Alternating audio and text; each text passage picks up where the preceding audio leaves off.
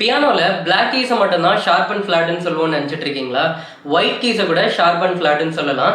புரியலன்னா இந்த வீடியோ ஃபுல்லாக பாருங்க. அதுக்கு முன்னாடி ஷார்ப்னா என்ன, ஃபிளாட்னா என்னன்னு ஃபர்ஸ்ட் புரிஞ்சுக்கலாம். ஷார்ப்னா நீங்கள் ப்ளே பண்ணுற நோட்டுக்கு அடுத்த கீயை தான் நம்ம ஷார்ப்னு சொல்கிறோம். ஃபார் எக்ஸாம்பிள், இப்போ சி வாசிக்கிறீங்கன்னா இந்த சிக்கு அடுத்து இருக்கிற கீயை வந்து நம்ம சி ஷார்ப்னு சொல்லுவோம்.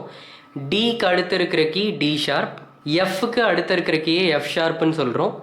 ஜிக்கு நெக்ஸ்ட் கீ ஜி ஷார்ப்னு சொல்கிறோம். ஏக்கு அடுத்த கீயை ஏ ஷார்ப்னு சொல்கிறோம். இப்போ அதே மாதிரி ஃப்ளாட்னா நீங்கள் ப்ளே பண்ணுற நோட்லேருந்து ப்ரீவியஸ் கீயை நம்ம ஃப்ளாட்டுன்னு சொல்கிறோம். இப்போ டியிலேருந்து ப்ரீவியஸ் கீ, அதனால் டி ஃப்ளாட்டுன்னு சொல்கிறோம். இலேருந்து ப்ரீவியஸ் கீ, ஸோ இது பேர் இ ஃப்ளாட். ஜியிலேருந்து ப்ரீவியஸ் கீ, இது பேர் ஜி ஃப்ளாட்.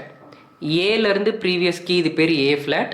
பியிலேருந்து ப்ரீவியஸ் கீ இருக்குது, ஸோ இதுக்கு பேர் பி ஃப்ளாட். ஸோ ஒரு பிளாக் கீக்கும் உங்களுக்கு 2 நேம்ஸ் இருக்குது. இதெல்லாம் ஓகே, பட் ஒயிட் கீஸை எப்படி ஷார்ப் இல்லைனா ஃப்ளாட்னு சொல்லலாம் தானே கேட்குறீங்க?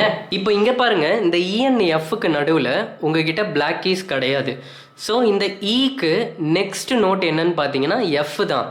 ஸோ இந்த எஃப்பை நீங்கள் இ ஷார்ப்புன்னு கூட சொல்லலாம்.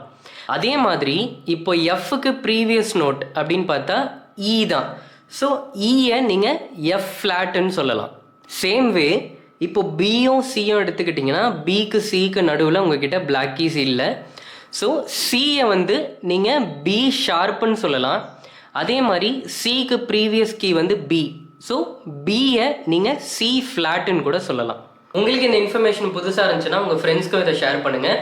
இந்த மாதிரி வீடியோஸ் உங்களுக்கு பிடிக்கும்னா மறக்காமல் பியானோல பேஜை ஃபாலோ பண்ணிக்கோங்க.